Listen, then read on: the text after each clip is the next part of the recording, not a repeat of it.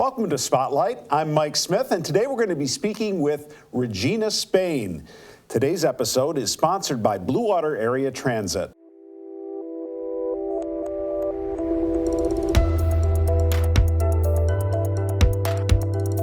Regina, welcome. Thank you so much for having me, Mike. Enter stage right. Yes. So what's going on there? So much is going on there. So we just finished up our Dracula. For the spooky season. Yes, we are in the spooky season now, Okay. and we're going to kind of continue that theme a little bit through the rest of whatever month it is, October. We're in October, We are in October. It goes so fast, who Sure knows? does. And so we have a vampire ball on the 31st. The 31st is a Friday this year, so our Citadel Scare for the season falls on Friday, Saturday, Sunday. How do you do that? Do you go down there for it, or? Yes, you come to the theater. Come to the theater. You can get the tickets online for it, and or at the door. Either way, we're going to have some nibbles and some fun things. You'll have dancing. You'll have storytelling. We've got some storytellers to come in. We've got our hoop artist to do some fun hooping. Okay. And some really just cool stuff to just come out and hang out. Dress in your funnest spooky stuff that you have. And we're doing wounds and burns, so you can learn a little bit of the gore makeup and do some things like that. Yeah. And then we immediately switch on the 2nd, November 2nd, which is that Sunday. We are doing a Day of the Dead celebration, which is being put together by two of our Hispanic artists. Oh. So it's a more authentic, but you can come in and they're setting up kind of the stations to rotate, because Day of the Dead, the traditional, is actually a 2-day celebration that honors the people we've lost and everything, and it's a beautiful celebration. And so this is our first year doing it. I'm so excited. But they're setting up kind of the stations to go around the theater, and basically each station represents a time throughout those 2 days that you do certain activities and everything. It's sort family of All friendly. Saints Day and All Souls Day, kind of. It's the 2 day. Yes. So yeah, very good. All right. And so you come, and it's a family celebration. You can bring photos and mementos of your loved ones that you've lost, because there's all sorts of things with that celebration. Now, I got to tell you, today I saw my first Christmas ad. Now, there's stuff coming up for the Christmas season. I can't believe it's this day, and I saw my first ad.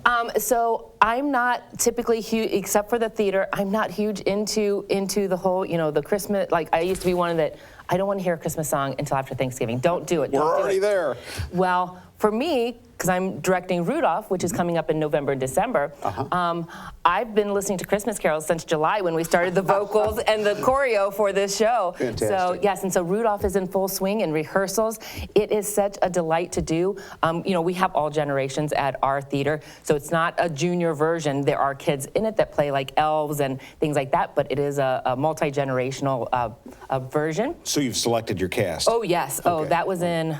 Yeah, that was a while ago. June, I think, is when the cast. We do three auditions a year, general auditions, and usually those take 3 to 4 of our productions. If people can find out about those by going online and on our website, absolutely. And so so we typically cast pretty early for our things, because we do new production every month, just about every month, and those productions are typically 3 weeks. Rudolph is our first 5-week, so we're doing 2 in November and then 3 in December. And it is literally the script, the stop motion that you grew up watching, that's been around since 1964. Oh, really? Yes, and so we are putting that. It's live on stage. It's a musical, because you have all those songs from the show. I know they're all running through my head right now. Yes, they are constantly running through my head right now. So 3 days a week. We just started our 3-day-a-week rehearsals, and it's just so fun. I'm already getting messages and things from people that have gotten their tickets, and some are saying, we haven't, we got our tickets for December and we can't wait. I want to share this with my kids, or I'm just excited because I've been watching this since the '60s, and I'm excited to see this live on stage. And so it's going to be a fun production. We're having a good time in How many performances again of it? So this one will be 15. 15 performances. 15, okay. Yes. We have a small black box. So typically we can house only like 66 or so at a time. Very intimate. So it is. It's so intimate and wonderful. You're right there. You are part of the world. So so you'll be part of that Christmas world, that Rudolph world. Interact any with the audience? There might be one place, but nobody is, when we interact with our audiences, we don't like pull people on stage. So it's nothing where people get pulled on stage, and no, it's a fun part.